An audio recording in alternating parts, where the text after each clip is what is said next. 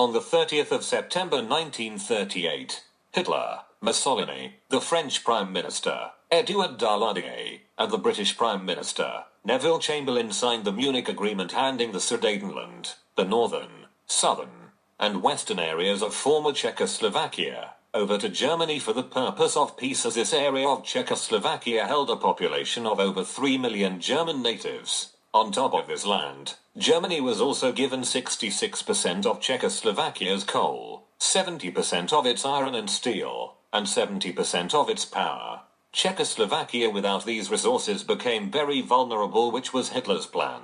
In an attempt to appease Hitler, Czechoslovakia dissolved their Communist Party and suspended Jewish teachers at predominantly German schools. In October 1938, Hitler said that he intended to force central Czechoslovakia to give Slovakia independence to, in the words of Hermann Göring, put Czechoslovakia even more completely at our mercy. On the 14th of March 1939, Slovakia has become an independent state, and this has made the Czech threat of invasion extremely strong. On the 15th of March 1939, the weak, suspected senile president of Czechoslovakia, Enver Hoxha, met with Hitler, who threatened a bomb raid in Prague unless his troops got from Hoxha into Czech with free pass. It was granted. Soon enough, German troops poured into Bohemia and Moravia with no resistance. By evening, Hitler made triumphant entry into Prague.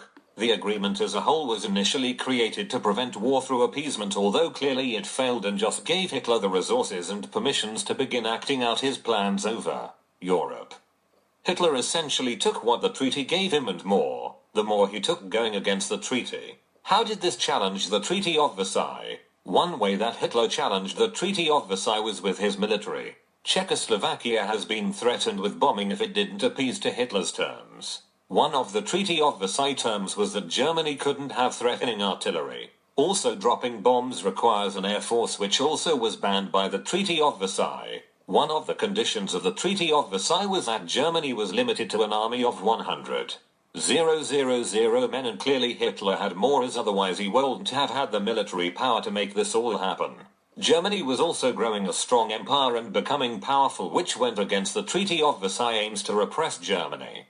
Trying to keep on Hitler's good side, most European countries turned a blind eye, with the British Prime Minister being quoted saying that signing the Munich Pact was peace in our time, blatantly turning a blind eye and not accepting the consequences.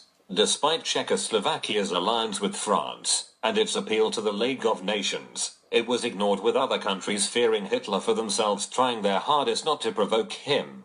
This seems to be a running theme in countries' reactions to Hitler's actions. While the invasion was being undertaken, British Ambassador to Berlin Sir Neville Henderson did little to help. In fact, he did the opposite, calling the Czech President Edvard Beneš pig-headed for leading his country to resist Nazi infiltration. This event affected international security, not just European.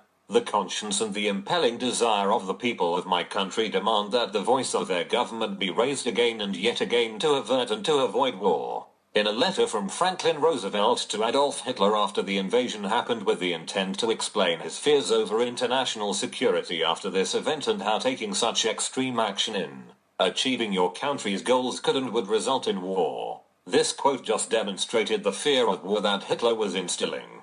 Roosevelt was extremely concerned with the imminence of another war, and on the 26th of September 1938, 4 days before the Munich Pact was signed, it states in the letter that Roosevelt actually appealed to Germany, Great Britain and France to call it off and prevent the inevitable invasion, which would have grand repercussions. The whole event brought unease internationally, as it was a demonstration of Hitler's methods of manipulation and instilled fear over how he could further manipulate his way through Europe, and how that could trigger an international war and could also threaten countries excluding Europe.